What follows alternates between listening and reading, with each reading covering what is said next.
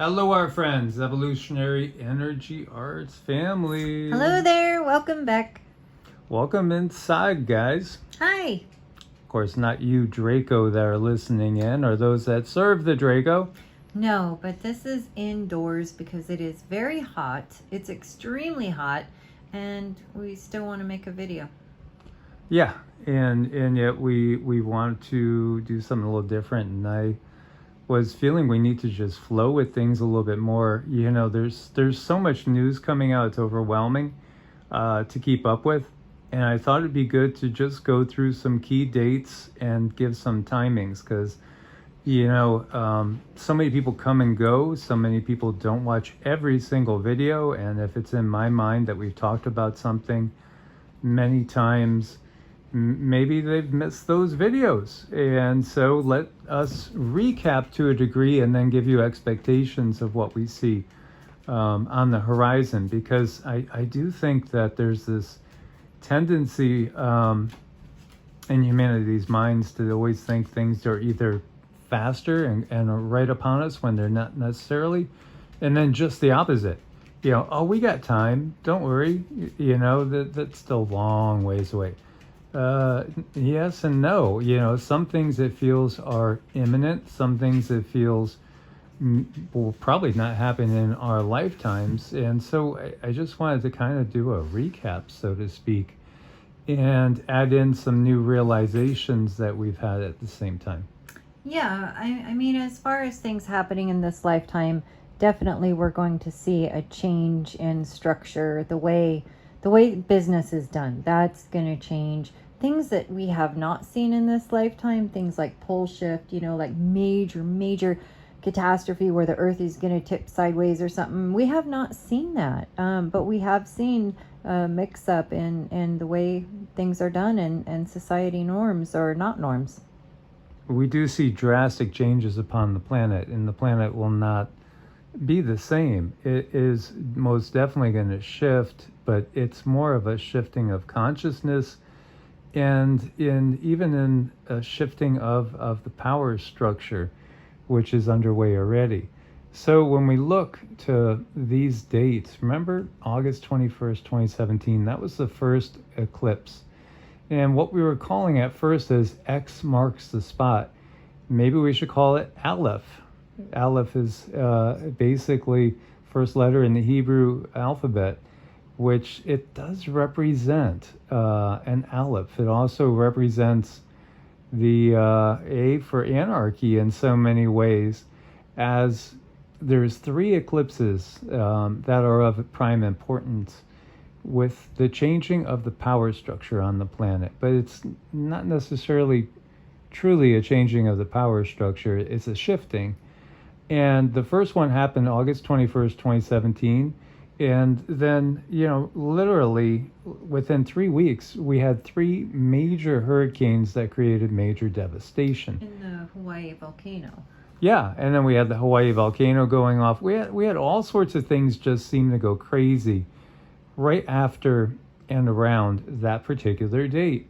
And then we had February 22nd, 2022, the Pluto return of the U.S. And that's when Pluto returns to the same position that it was in at the birth of something. So what does that typically mean? It typically means things get remade. Things are not what they used to be. And that's exactly what we've seen in the U.S. And it does seem like it peaked around this time. Coincidentally, we had the Ukrainian war starts in the same month, just within like 48 hours of the Pluto return of the U.S. And again, that's not a coincidence. They wait to start things until the timing is most optimal.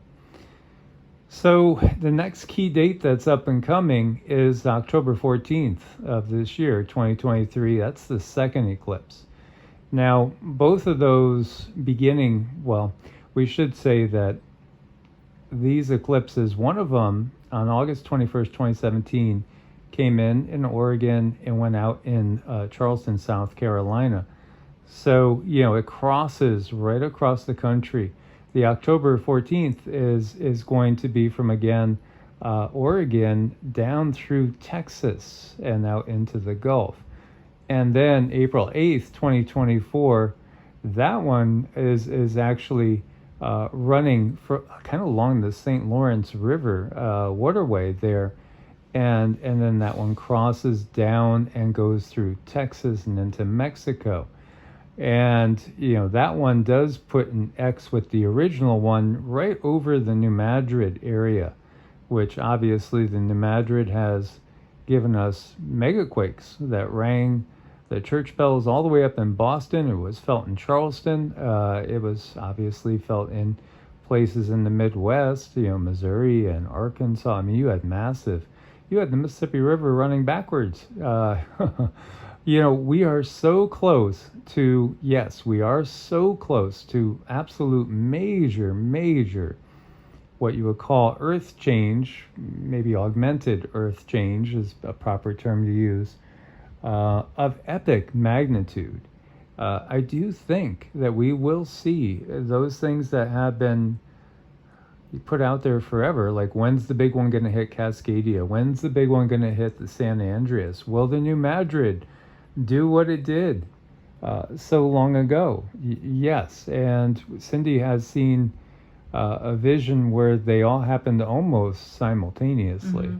I did see that. I saw where these things happen, and we knew it too. Wherever we were, we knew that shaking meant that these things had occurred. So I have seen that, and I think with that, it is going to change the power structure tremendously, a lot. And just because I'm a little curious, I pulled up October 14th, 2023 at 12 o'clock just to see what that day looked like star-wise. And it was really curious because there's an expansion when it comes to relationships, yet there's a loss of self. So I wasn't sure what to make of that. And then we have Mars sitting in our 12th house of endings. So that feels like there could be some kind of war possibly starting there. But what was more curious was the nakshatras. And we had Magha in the sun and Visakha on the moon and Swati in the Lagna. So that's really curious to have all of those together. It does show a very interesting mix of energies. Yeah, and as she's saying that, of course, Magha, that was the sign associated with number 45. Sure is, yeah. So does this mean that this eclipse is going to be the start of some sort of civil war? Or is it an attack on the U.S.? We'll see. Change is coming, though. Again, change is coming. That's obvious. Keep in mind, too, when we talk about the Pluto return, it actually started before February 22nd, 2022. That's the moment that Pluto returns to the exact position that it was. But the effects are generally prolonged, and really we could look at it as starting in the 2019-2020 period and not finishing till, say, December of 2024, January of 2025.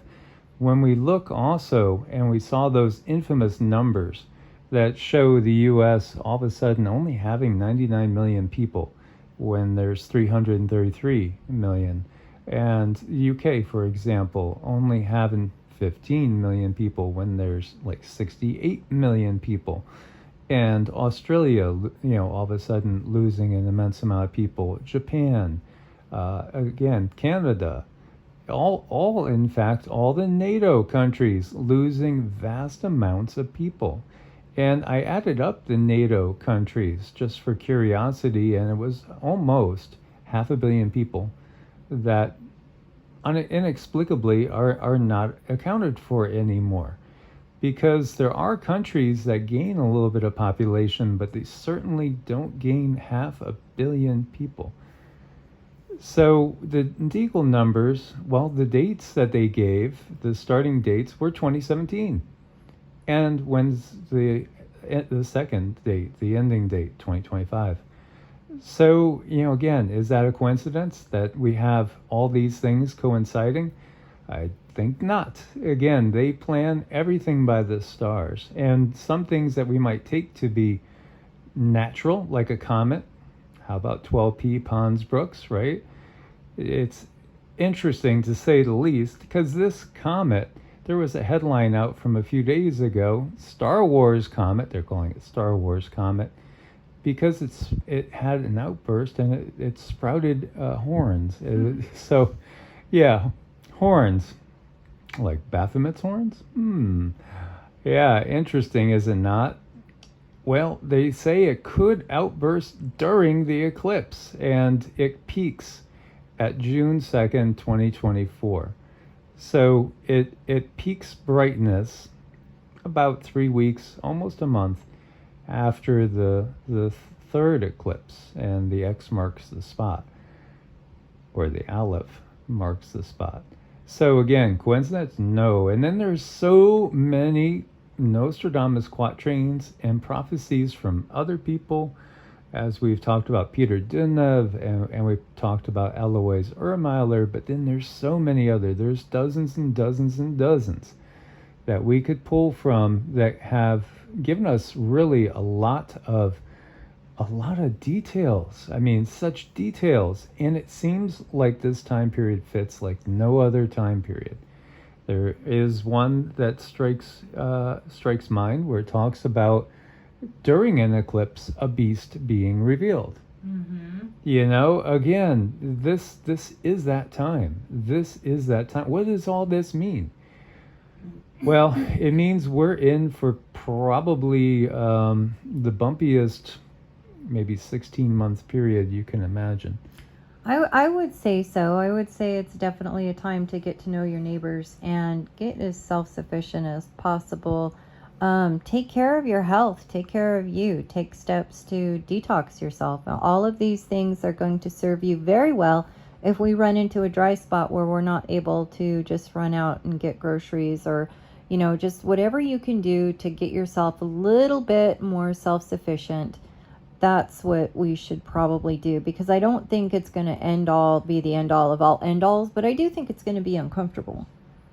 Yeah, and again, when we look at all this and we realize the technology in play, and you know, people will say, yeah, a lot of fundamentalists will look to prophecy fulfillment and think that has to be the creator of everything. No, it just has to be somebody that knows the plan, or a group that knows the plan. And again, there's revisionist history, because we're told these events that happened thousands of years ago. How do we know? Were we there? Did we witness? No, we're simply going on hearsay. And what type of track record does the power structure have? What type of track record does the media have? Recognize who has given us all these. And then when we even recognize Nostradamus, you know, he was part of the power structure. He was working for the crown. He was working for royalty.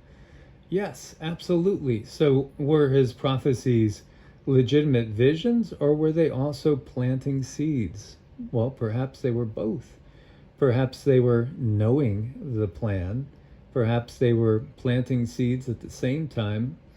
And then we could take what he's given us and understand, again, some of their plans for the future, as we know that they are completely intent on starting this war. And this war is going to start sooner than later. And yeah, technically it's already underway, but when we talk about that, we mean where everybody recognizes and it's fully acknowledged that it's a global World War III scenario that is playing out before our eyes. So when you look to what's happening now and the visitations by the heads of different states, yeah, it should start off expanding in the time period between now, I would think, and perhaps in October. And October would be probably the latest I would expect it to expand, because I feel by the time we get around to April of 2024 through summer, you know, that's going to be kind of at your peak. And I think there are so many prophecies that fit this bill. You know, we could think to the famous Mabus prophecy, you know, Mabus. Well, that does have USA in it, doesn't it? Some people were saying back in the day it's an anagram for Ma Bush. It's all about Barbara Bush. No, it wasn't Barbara Bush, but USA is in it. But then also the energy does coincide with Mohammed bin Salman, who is the Saudi prince that really is effectively running things behind the scenes. And, his energy does fit that. And there's also a quatrain that speaks about the Arabian prince inclined towards Persia. And you could read that inclined towards Persia as being maybe having an agreement with Persia, being in accord with Persia. Saudi Arabia and Iran, which is the modern day equivalent of Persia, they've been at odds each other, and they've had numerous proxy wars. But right now, they are forging alliances. There is also multiple quatrains that mention an Islamic invasion of Europe and a unified Islamic army. And where do they go through? They go through Turkey. And so, again, I do expect that we'll see that. And right now, that feels to me to be part of the events lying between April and, say, June of next year. So that's not far off. And there's just so many more that correlate to all this. Then we had our own guides showing Cindy early December of last year, 1.5 years, and giving her a vision of volcanoes going off, and it most closely resembled Shasta. It felt Pacific Northwest.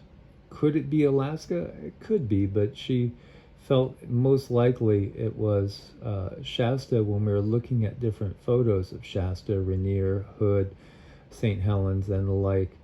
And then the other thing they showed too was war, and it felt like war was happening in the area where the volcanoes were going off.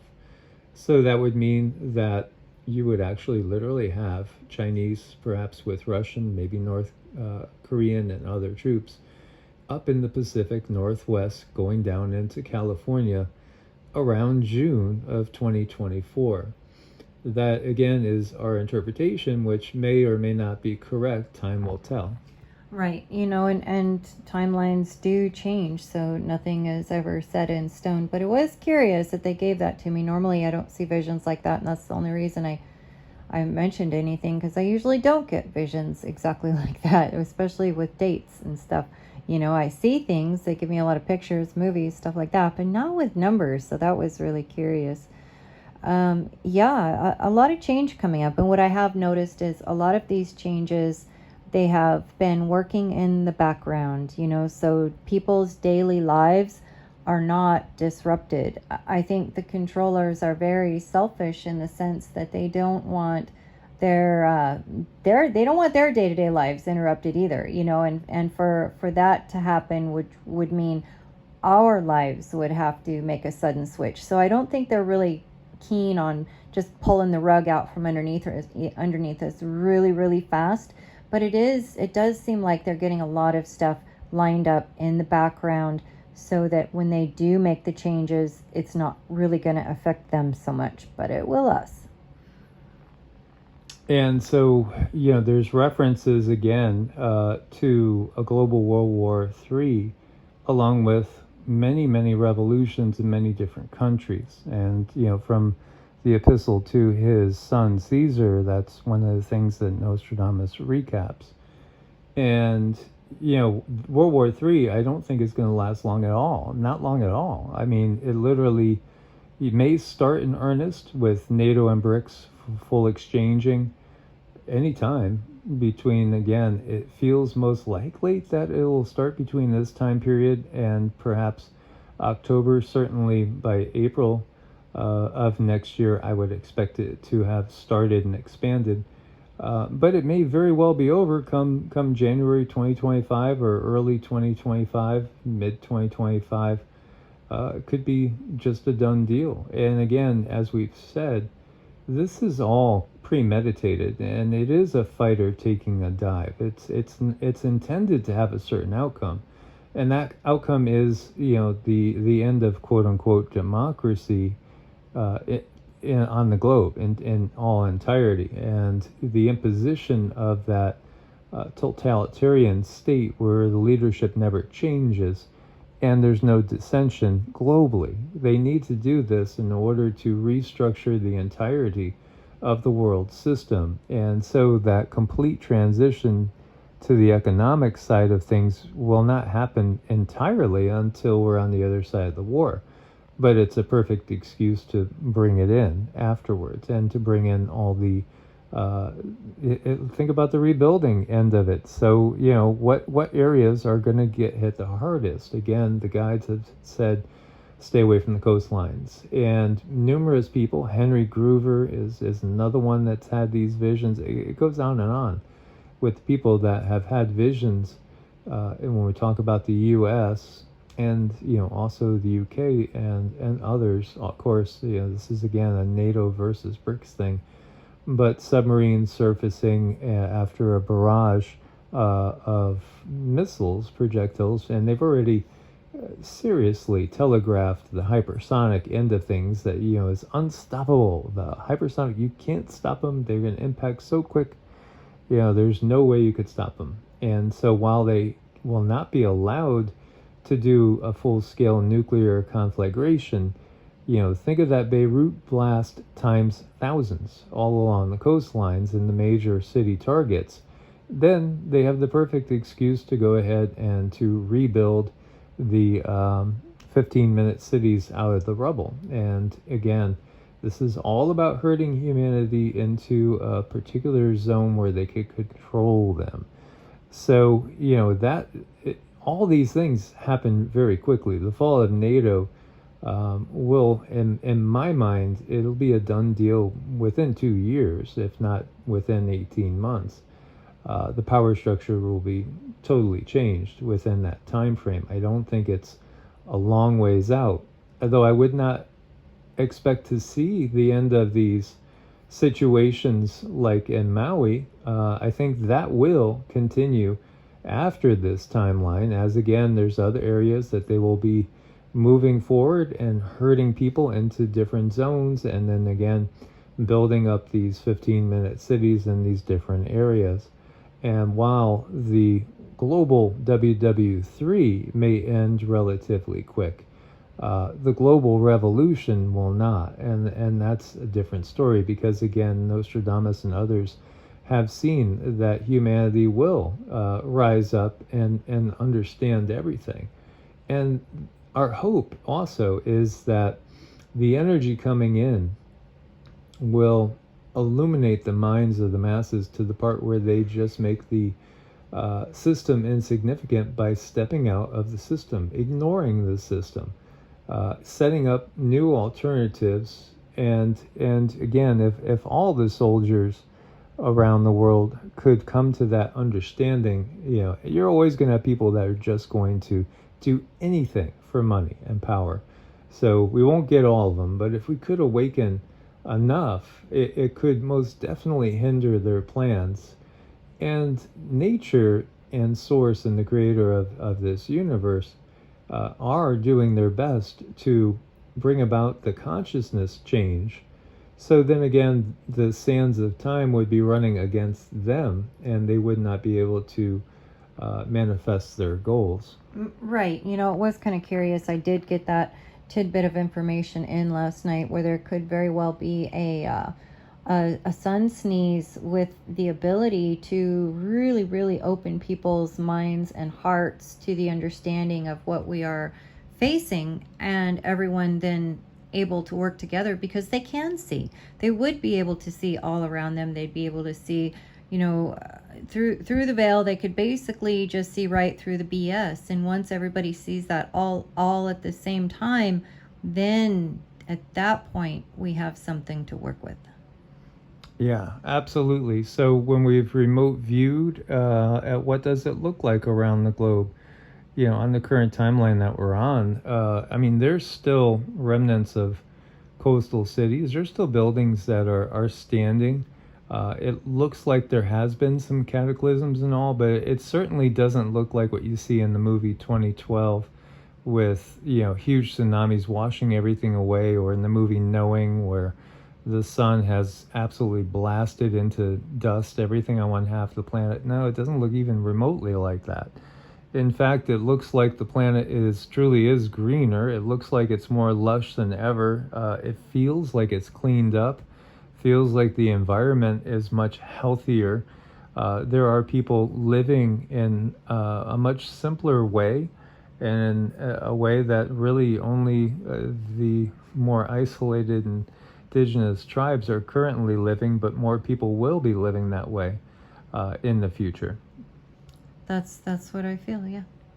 Yeah, absolutely. So we wanted to share that with you guys. Hope it clarifies some things, and again, stay as prepared as possible. The most important thing, again, is the spiritual practice, because again, you're having a temporary experience as a human, because you are consciousness itself, which is not anything that could be destroyed. So you just simply move from one vehicle to the next, and you have periods of time when you're just in your natural state as pure consciousness, not embedded in any vehicle. Right. And I see it as, out of all the things that you could do, there are going to be some bumps and some difficulties, but that spiritual practice is going to give you whatever you need to pull through. So put that first. Absolutely.